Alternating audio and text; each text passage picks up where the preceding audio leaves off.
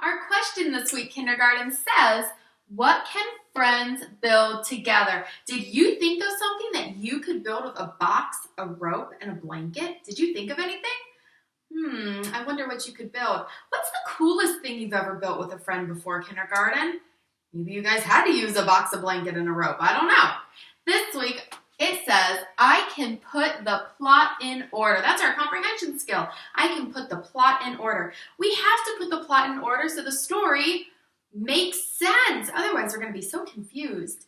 Let's look at all of our new vocab words this week, and then we'll read our story from yesterday one more time. Our first word this week was gathered. These kids are gathering apples. They're collecting them, they're grouping them, they're putting them all together. When you gather something, you put it all together. If you gather with friends, you are all together. Our next word this week was drifting.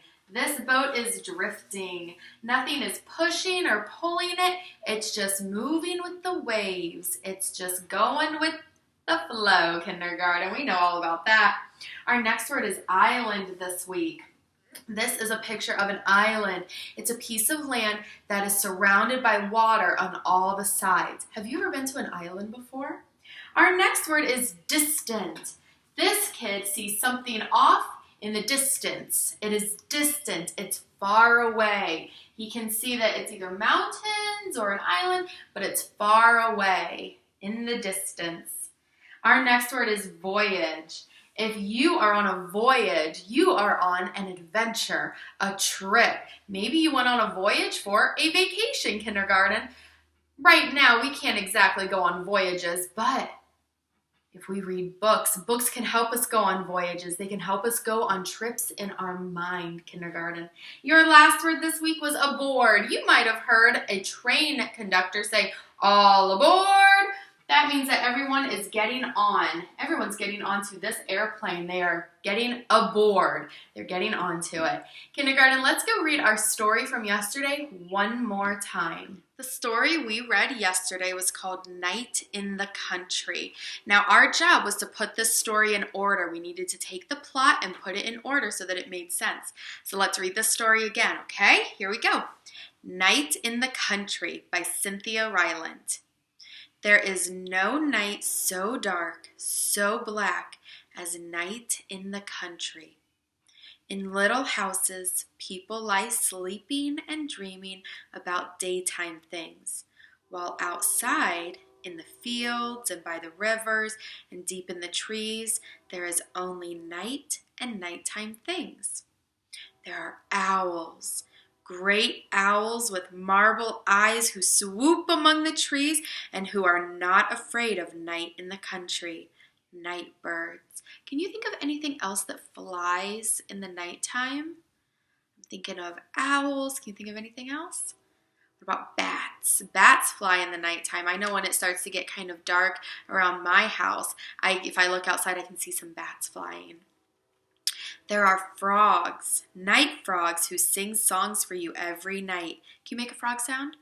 Creak, creak, creak, creak. Night songs.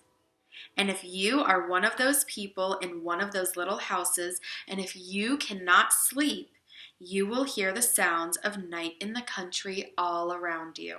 Do you live in a house out in the country, and can you hear all of those sounds at night?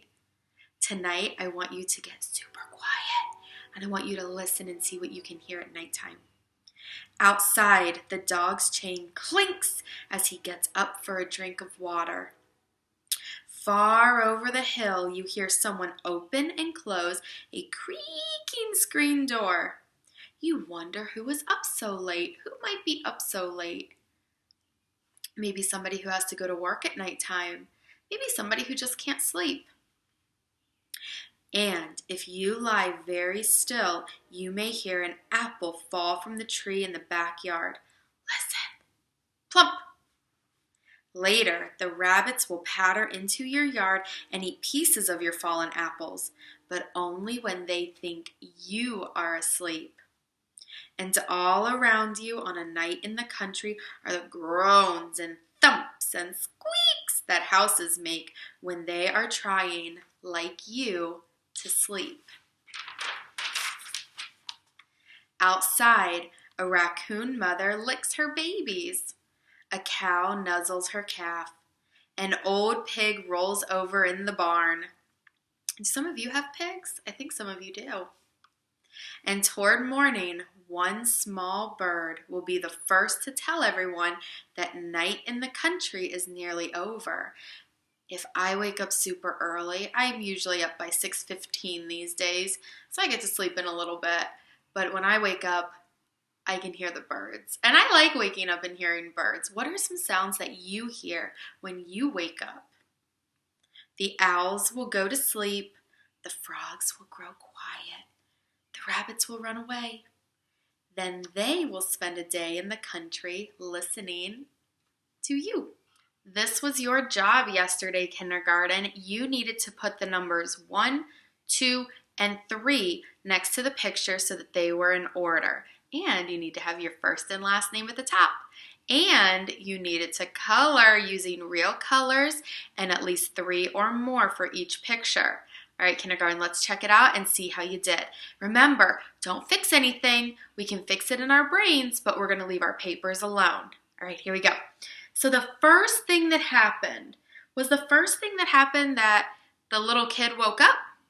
Was the first thing that he fell asleep? Or was the first thing that all of those animals started making noises at night? The first thing that happened would have been the boy fell asleep. That's the first thing.